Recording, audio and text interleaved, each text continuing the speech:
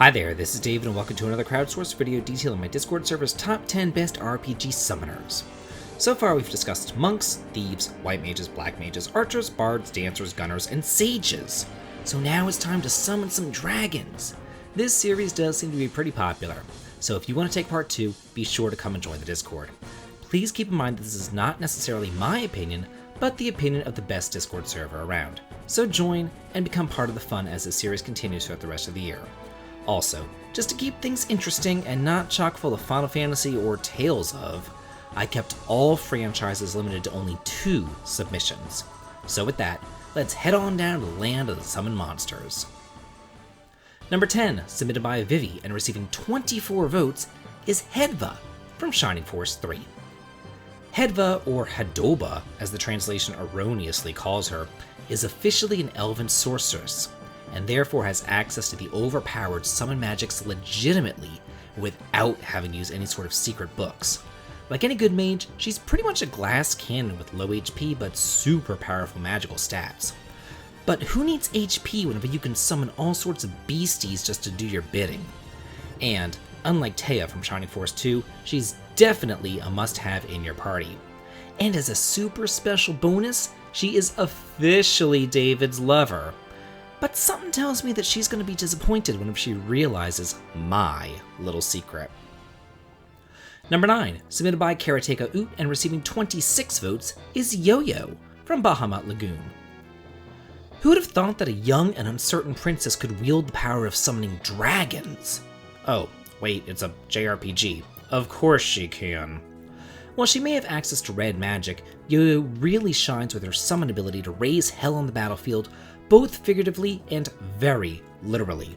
She even gets a slightly different battle sprite after a certain point in the plot, and she makes for one of the best characters in the game for respectable damage and massive AoE attacks. It's just a shame that she hookups with Pal Peleos instead of BU, because the poor guy just gets friend-zoned. Seriously, he does everything that he can to save her, and this is how she rewards him? Excuse me, princess. Number 8, submitted by Nova Saber and receiving 35 votes, is Maria from Xenogears.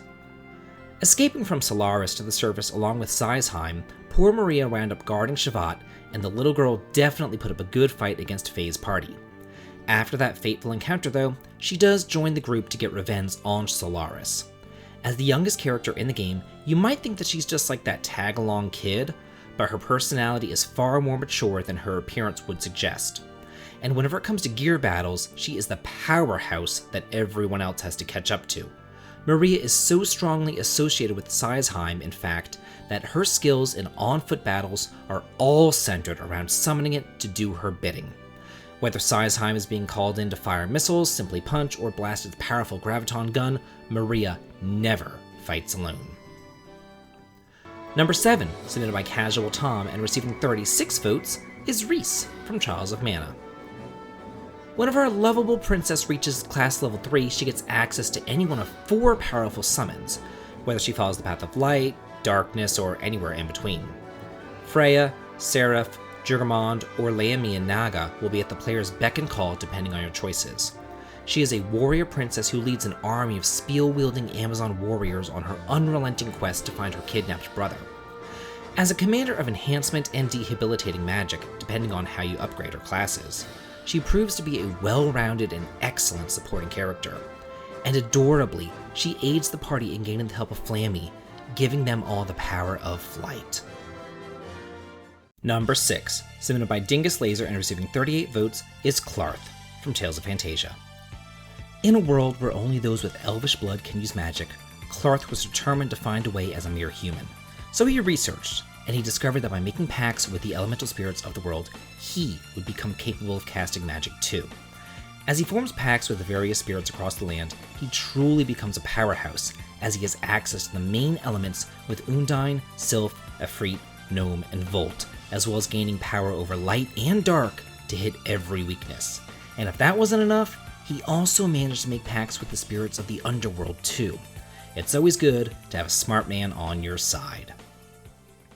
Number 5, submitted by Corvus Call and receiving 40 votes, is Namba from Yakuza Like a Dragon. Sure, other summoners on this list call forth mighty dragons, elemental spirits, and beasts from the abyss itself. But that's child's play. Namba eschews such efforts as he can call upon the most powerful force known to man, one which has vexed humanity for thousands of years while existing below our very noses. Behold, the ultimate summoning power of you Namba. Besides having the objectively best summon in the history of the JRPG genre, Namba is also a great character. He's a former nurse who saves Ichiban from a dumpster after he's nearly killed, and then he helps him in the early phases of the game. I mean, if Yuna could be a healer and a summoner, why can't her homeless friend Namba? Number 4, submitted by Dark Cloud California and Black Box, and receiving 51 votes is Tim from Wild Arms 2. Tim pulls double duty in this wild western romp. While he can certainly summon the Guardians of Filgaia in battle, he also slowly gains magic from the Guardians that he has equipped.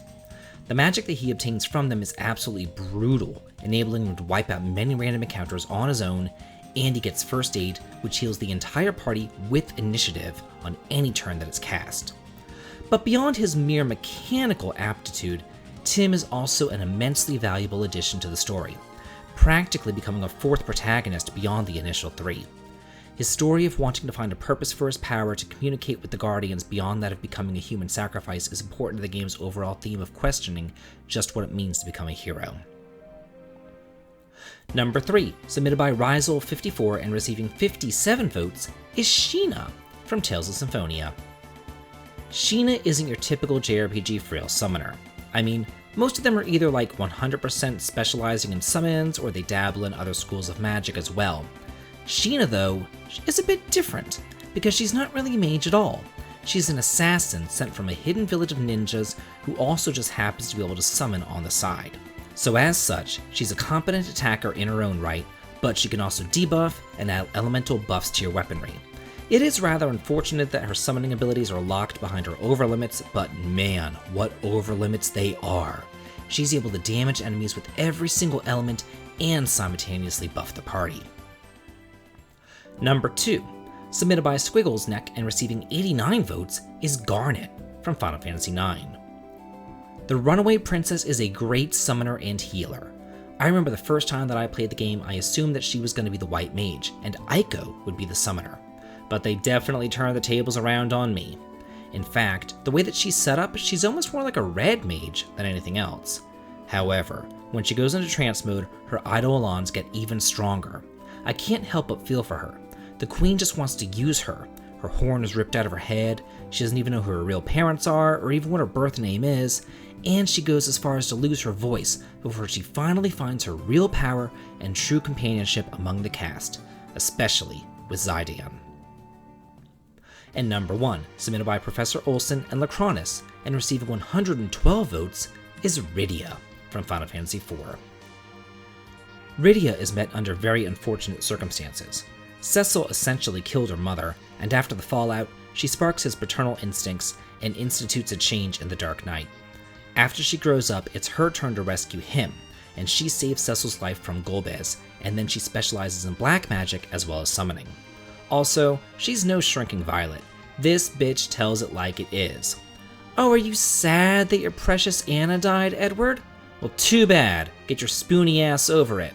Did Rosa just get kidnapped? Well, let's go and rescue her. Want to leave me behind her in the final battle? Nope. I'm going to stand up and be counted. In short, Rydia does the magic damage, asserts her agency, and doesn't put up with anybody's bullshit.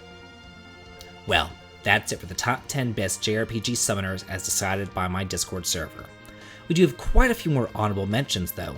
Mila, Keel, and Magalu from the Tale series, Taunt from Beyond the Beyond, Shangara from Arc the Lad, Yuna and Aiko from the Final Fantasy series, Prior from La Pucelle Tactics, Kadia from Lost Kingdoms, Nim from Black Sigil Blade of the Exiled, Marona from Phantom Brave, and Joseph from The Summoner. Who are your favorite summoners and why? Let me know in the comments. And if you want to take part in future class ranking videos, come and join the Discord channel to make your voice be heard too. The link to it can be found in the video description as well as the comments. I do hope to see you there. And as always, if you like this, please like, comment, and subscribe, and have a good day.